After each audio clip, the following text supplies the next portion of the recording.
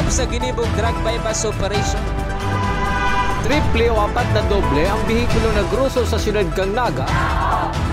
Mas complain ng police station kang Naga City Police Office. Newsbreak. Diyos marhay na hapon. Ako si Mark Mendoza. Asin uya ang bareta sa oras na ini. Person under police custody na pinagdara sa Bicol Medical Center nagdulag. Alagad na dakop man giraray kan mga otoridad. Uya man ang kumpletong detalye sa report ni Melvin Machado.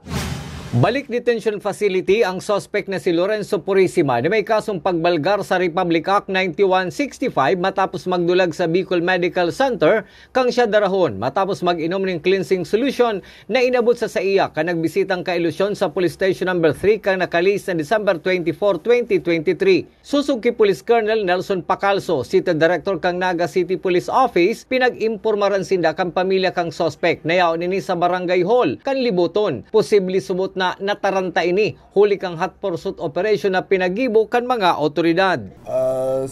Siguro dahil sa alam niya na hinahanap siya at ang kanyang mga pamilya din ay kasi ang pamilya ang nagsabi, nag-inform sa PNP na andun siya sa barangay. So siguro sa pressure at nag-isip-isip siya with the guidance ng kanyang pamilya kaya siya ay pumunta at nagsurrender sa barangay. Huli kan pagdulag ni Purisima, plano kang Naga City Police Office na ilipat ininin ibang detention facility. Alagad, mas pinapahidali iyon na mailipat ang suspect sa BJMP. Yes, tinitingnan natin yan para kung talagang hindi na secure doon na pwede nating ilipat siya.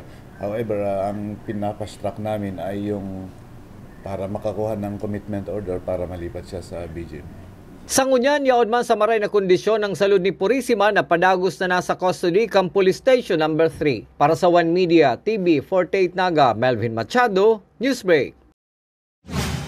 Mientras tanto, inako ni Naga City Police Director Police Colonel Nelson Pacalso na sa paghiling ninda igwang pagkukulang sa pagtaoning seguridad sa suspect na si Lorenzo Purisima mientras na yaon na pinagbubulong sa Bicol Medical Center.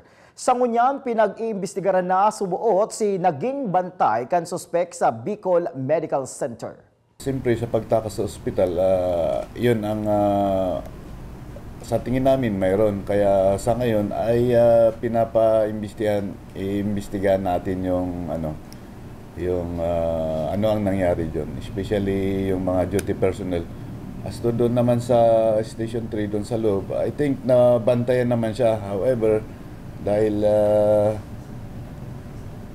kinuha na yung solution at tumakbo agad sa hospital kaya hindi nila nahabol. Pero during that time, I think mayroon naman nagbabantay doon sa kasama habang kinakausap yung pamilya. Padagos pa sa mga bareta, gadan ang biktimang Sir Erwin Torres, 37 anyos, residente kan Barangay Kararayan, Siyudad ning Naga. Matapos na masaksakan magpurbar subuot na sawayon ang suspect na si Jose Miguel Anasin, construction worker, residente kan Zone 6, San Rafael, Kararayan, Naga City, mientras nakaiwal ang saro pang biktima na si Christian Clarito na nainot ng nasaksakan suspect. Kaibahan kan suspect na nagdulag ang sayang tugang na nakahiling kan insidente. Tulos man na naaresto ang magtugang ang mga suspek asim biktima an parehong nag-atindir sa sarong birthday party alagad nagkaigwanin direskusyuna na napuli sa saraksakan. Yan ang mga bareta sa oras na ini. Padagos na mag-antabay sa One Media TV 48 Naga para sa iba pang mga bareta. Ako po si Mark Mendoza. Diyos mabalos kang sa indong pag-antabay. Dakop sa ginibong drug bypass operation. Triple o 4 na doble ang bihikulo na gruso sa siyudad kang Naga. Mas complain ng police station kang Naga City Police Office. Newsbreak. Flight attendants, prepare for takeoff, please.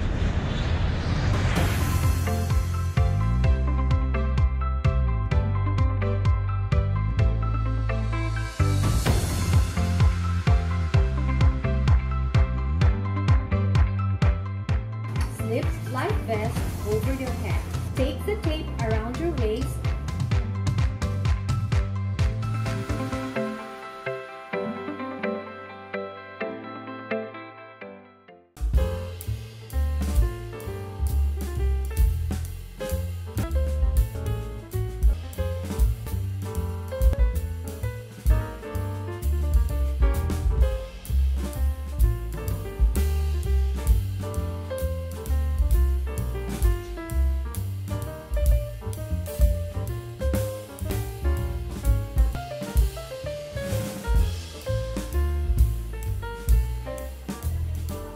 Life at home is better with Unlimited.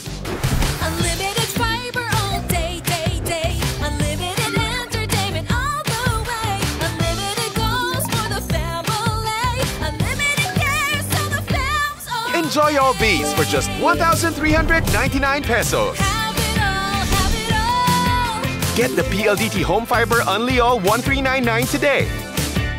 Apply